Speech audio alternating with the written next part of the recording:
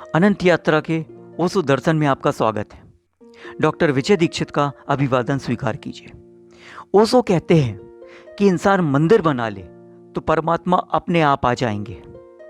इस पूरी कहानी को जानने से पहले आप अनंत यात्रा चैनल को सब्सक्राइब कर लीजिए और हाँ, नोटिफिकेशन बेल पर ऑल को क्लिक कर दीजिए ताकि हर नया वीडियो सबसे पहले और लगातार आपको प्राप्त होता रहे।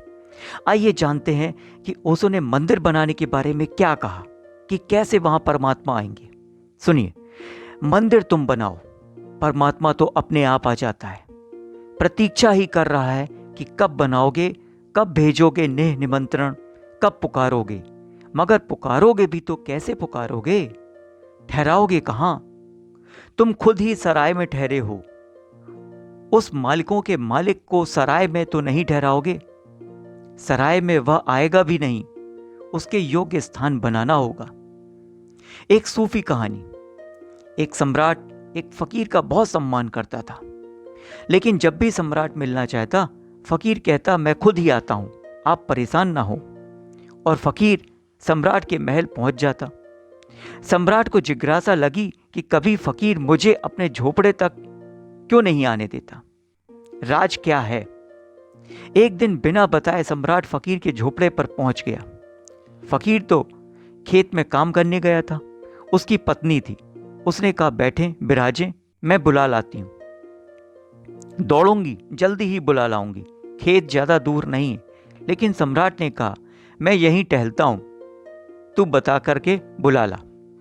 फकीर की पत्नी ने सोचा कि शायद खाली जगह में सम्राट बैठ नहीं सकता, इसलिए उसके पास जो कुछ भी था, फटी पुरानी चटाई, वही उसने बिछा दी। कहा आप बैठे तो। लेकिन सम्राट ने चटाई की तरफ एक दफा देखा और कहा कि मैं टहलता हूं, तो बुला ला। सोचा उसने कि शायद चटाई योग्य नहीं सम्राट के, तो उसके पास जो शॉल रखी थी, उस किसी फकीर ने उसको भेंट की थी, उसे ही उसने बिछा दिया चटाई पर। कहा कि अब बैठें। लेकिन सम्राट ने कहा मैं टहलूंगा, तू जाकर अपने पति को बुला ला, समय खराब न कर। फकीर की पत्नी गई।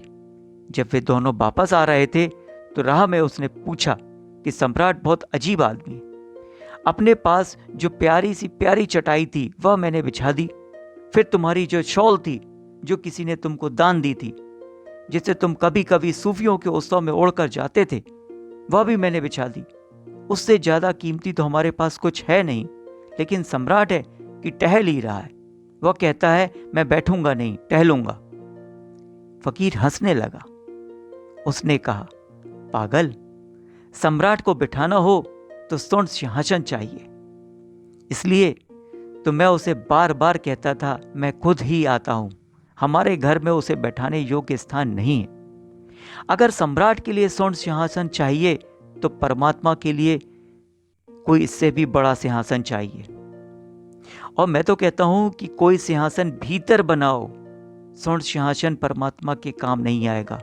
चेतना का सिंहासन बनाओ, समाधि का सिंहासन बनाओ, बुद्धत्व का सिंहासन बनाओ, तो फिर तुम्हारा निमंत्रण स्वीकार है, तत्क्षण स्वीकार हो जाता है।